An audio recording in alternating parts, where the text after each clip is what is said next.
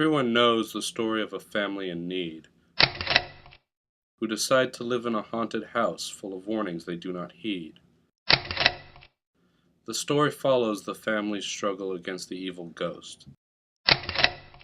But then they get scared and paranoid and pack up for the coast. People then condemn the house and look upon it as a curse, wishing the evil being in there would somehow be dispersed. But what if the home wasn't demented? It wasn't hell on earth. What if it was the home of someone's? Besides, they were here first. No one has told the story of the ghost that lives in the home. They naturally assume it is tortured and tormented and utterly alone. They say it hungers for blood and feasts on brains. They say it enjoys making its guests turn violently insane. But the ghost does not care for these foolish misconceptions. In fact, he sometimes even chuckles at their complete misdirection. In truth, he's not evil and never really in a bad mood. The worst he can get is when static takes over his show on the tube.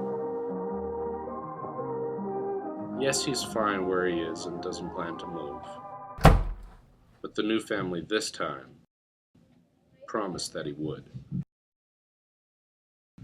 The ghost would listen to their threats as he shifted in his seat, but was not distressed, for he heard this all before, and knew he couldn't be beat. The next day, the family attempted an exorcism, and brought a priest to their home. He seemed quite confident in his abilities, since he preferred to work alone.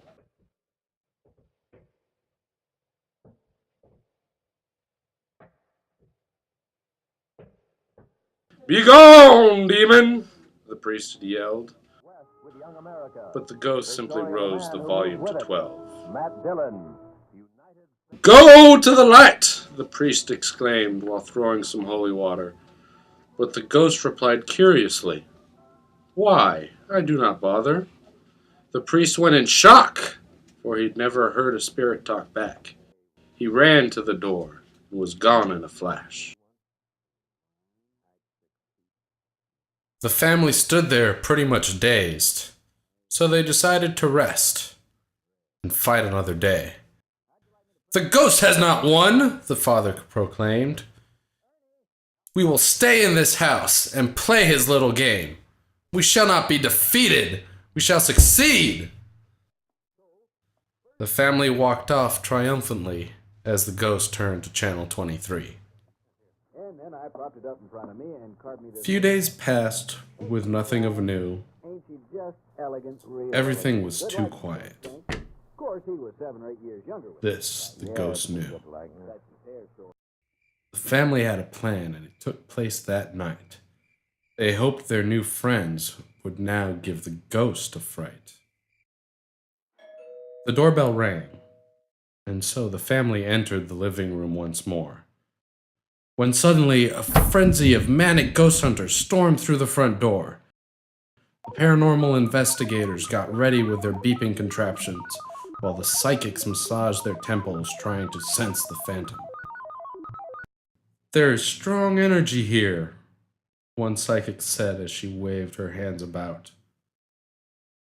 So she and the others decided to sit and hope for the ghost to moan, "Get out."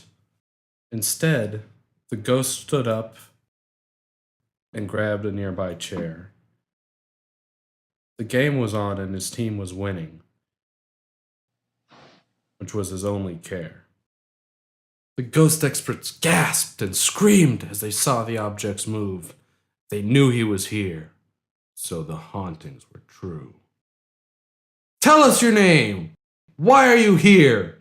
Do you enjoy us being in fear?" Ghost gave no reply as only 30 seconds remained in the game. If his team scored just one more time, they'd have total fame.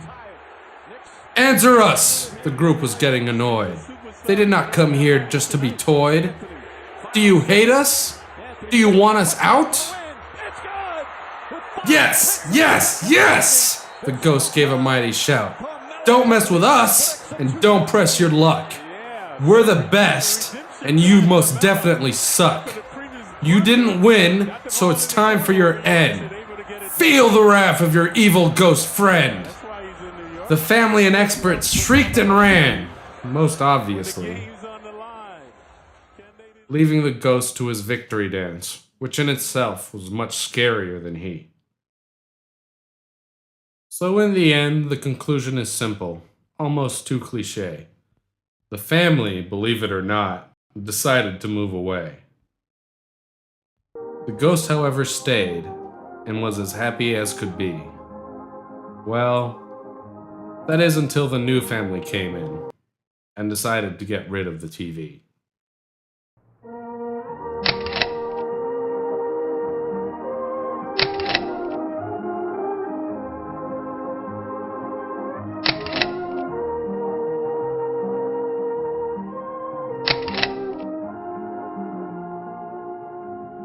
Longtime favorites Amos and Andy are rising to new heights in their CBS radio series on Sunday night. Heard on most of these...